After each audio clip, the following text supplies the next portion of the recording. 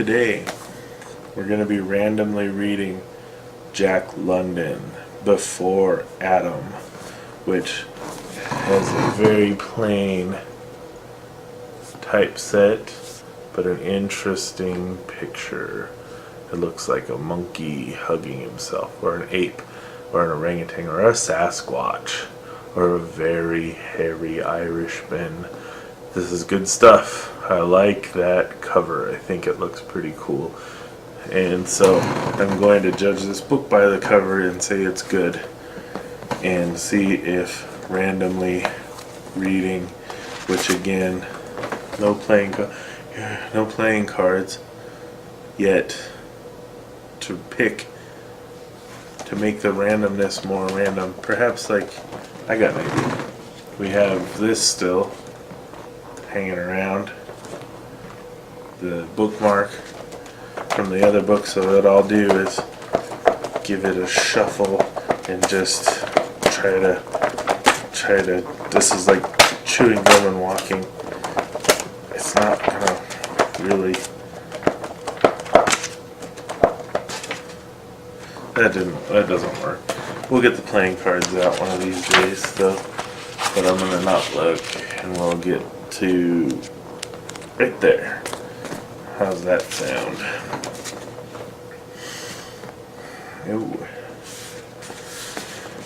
It was not until I was a young man and had dreamt many thousand times that everything straightened out and became clear and plain. Then it was that I got the clue of time and was able to piece together events and actions in their proper order. Thus I was able to reconstruct the vanished younger world as it was at the time I lived in it, or at the time my other self lived in it. The distinction does not matter, for I, too, the modern man, have gone back and lived that early life in the company of my other self. For your convenience, since this is to be no sociological screed, I shall frame together the different events in a comprehensive story, for there is a certain thread of continuity that happening. For there is a certain thread of continuity and happening that runs through all the dreams. This is my friendship with Lopier, for instance. Well, there is my friendship with Lopier, for instance. Also, there is the enmity of Red Eye and the love of the Swift One. Taking it all in all, a fairly coherent and interesting story, I'm sure you will agree. I do not remember much of my mother. Possibly the earliest recollection I have of her, and certainly the sharpest, is the following. It seemed I was lying on the ground, and I was somewhat older than during the nest days, but still helpless. I rolled about on the dry leaves, playing with them and making crooning, rasping noises in my throat. The sun shone warmly. The sun shone warmly, and I was happy and comfortable. I was in a little open space. Around me on all sides were bushes and fern-like growths, and overhead and all about were the trunks and branches of forests and trees. Suddenly I heard a sound. I sat upright and listened. I made no movement. The little noises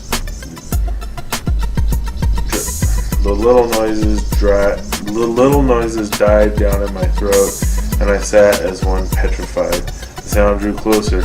It was like the grunt of a pig. Then I began to hear sounds caused by the moving of a body through the brush.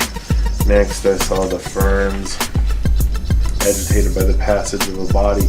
Then the ferns parted, and I saw gleaming eyes, a long snout, and white tusks. Yeah, it was a wild boar. He peered at me curiously. He grunted once or twice and shifted his weight from one foreleg to the other, at the same time moving his head from side to side and swaying the ferns. Still I sat as one petrified, my eyes unblinking as I stared at him, fear eating at my heart. It seemed that this movelessness and silence on my part was what was expected of me. I was not to cry out in the face of fear. It was a dictate of instinct. In And so I sat there and waited, for I knew not what. The boar thrust the ferns aside and stepped into the open. The curiosity went out of his eyes, and they gleamed cruelly. He tossed his head at me threateningly and advanced a step. This he did again, and yet again. Then I screamed or shrieked. I cannot describe it, but it was a shrill, terrible cry, and it seems that it too, at this stage of the proceedings, was the thing expected of me. From not far away came an answering my cry. My sound seemed momentarily to disconcert the boar, and while he halted and shifted his weight with indecision, an apparition burst upon us. She was like an orange orangutan, my mother, or like a chimpanzee, and yet in sharp and defiant ways quite different. She was heavier of build than they and had less hair. Her arms were not so long, and her legs were stouter. She wore no clothes, but only her natural hair, and I can tell you she was a fury when she was excited. And like a fury, she dashed upon the scene. She was gritting her teeth, making frightful grimaces, snarling, uttering sharp. His suddenly informed. I don't know. It started out strong. He lost me at this sentence. This one sentence. The sun shone warmly, and I was happy and comfortable. Ugh. I don't think he even needed this. And so I rolled about in the dry. Okay, so the three sentences. I rolled about in the dry leaves, playing with them and making crooning, rasping noises in my throat. The sun shone warmly, and I was happy and comfortable. I was in a little open space. Alright? And then okay. I was somewhere older. If we just take out the sentence. I rolled about in the dry leaves, playing with them and making crooning, rasping noises in my throat. I was in a little open space. The sun shone warmly, and I was happy and comfortable. It's totally banal. It stopped me in my tracks, and it messed me up, the whole thing. And then that caused a little thing in my head, and then it got caught again over here, there we go, where the curiosity went out of his eyes, and they gleamed cruelly. Okay, no biggie. And he tossed his head at me threateningly and advanced a step. And cruelly and threateningly, they both just threw me off. And the whole story might be picky. I'm only reading a couple of pages or whatever, but I don't know.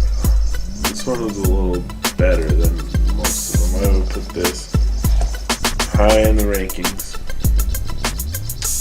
I was interested in what this monkey person was, but not interested enough to keep reading for even a moment longer.